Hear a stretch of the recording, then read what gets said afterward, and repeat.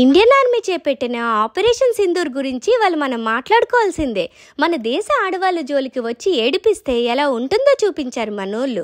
May 7న around 1:44 AM పాకిస్తాన్లో, అలానే Pakistan occupied కాశ్మీర్లో 9 టెర్రరిస్ట్ బేస్ క్యాంపులపై భారత్ దాడి చేసి 50 మందికి పైగా పాకిస్తాన్ టెర్రరిస్టులను ముక్కలు చేసింది.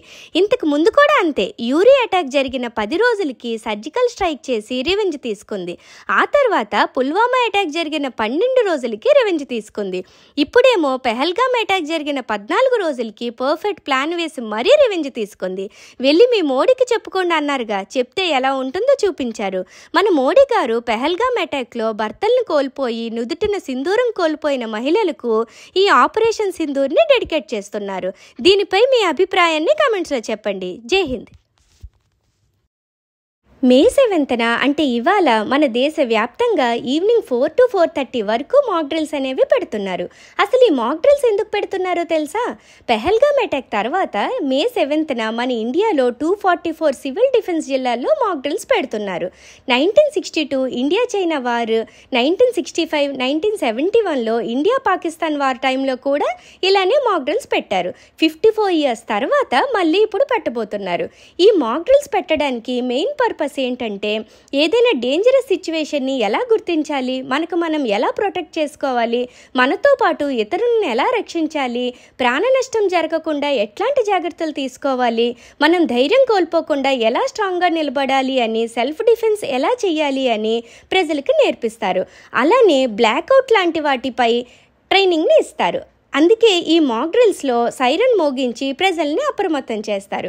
అంతేకాదు, పాకిస్తాన్ తిరిగి అటాక్ చేస్తే మనం ఎలా రియాక్ట్ అవ్వాలో కూడా ట్రైన్ చేస్తారు. యుద్ధంలో ఇంపార్టెంట్ అయిన bunkers, weapons, missiles and military ఇలా అన్ని విభాగాలు వారికి రెడీగా ఉన్నాయో లేదో చెక్ చేసుకుంటారు. అయితే ఇవాళ ఈవినింగ్ 4కి అన్ని సైరన్స్ మోగుతాయి.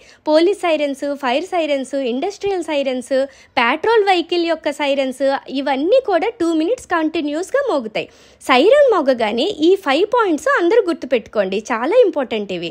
నెంబర్ 1, మీరు ఓపెన్ ప్లేసెస్లో ఉంటే ఏదైనా బిల్డింగ్ లోపలికి కానీ లేదా ఏదైనా అండర్ గ్రౌండ్ షెల్టర్ తీసుకోవాలి. అదే బయట ఉన్నారనుకోండి, అంటే దగ్గరలో ఏ షెల్టర్ లేకపోతే కింద పడుకొని తలని కవర్ చేసుకోండి. Number 2, stay informed. కరెక్ట్ ఇన్ఫర్మేషనే, అంటే TV, radio, official government apps నుండి మాత్రమే ఇన్ఫర్మేషన్ని తీసుకోండి. Number 3, rumours. ఏ రూమర్స్ అస్సలు నమ్మొద్దు. నెంబర్ 4, ఇంట్లో ఉన్న వాళ్ళైతే electric connection, gas connection of చేయండి. నెంబర్ 5, అథారిటీస్ ఇప్పుడు మనం సేఫ్, ఇంకా డేంజర్ ఏం లేదు అన్నంత వరకు కూడా అలర్ట్గా ఉండండి. ఇప్పుడు బ్లాక్అవుట్ టైంలో తీసుకోవాల్సిన ప్రికాషన్స్ ఏంటంటే, పైనుండి శత్రు దేశాల ఏరోప్లేన్స్ వెళ్తుంటే ఇంట్లో లైట్స్ అన్నీ ఆపేసి కర్టెన్స్ అన్నీ వేసేయాలి. చిన్న లైట్ కూడా బయటకు పోకుండా చీకట్లో ఉండండి. ఎందుకంటే లైట్ కనిపిస్తే వాళ్ళకి తెలిసిపోద్ది ఇక్కడ జనాలు ఉన్నారు అని. ఒకటి చెప్పనా, ఇదంతా కూడా మనం ఏదో వాళ్ళకి భయపడి చేయట్లేదు, ఏదైనా ఎదుర్కోగలమన్న ధైర్యం మనలో రావాలనే ఇదంతా. జై హింద్.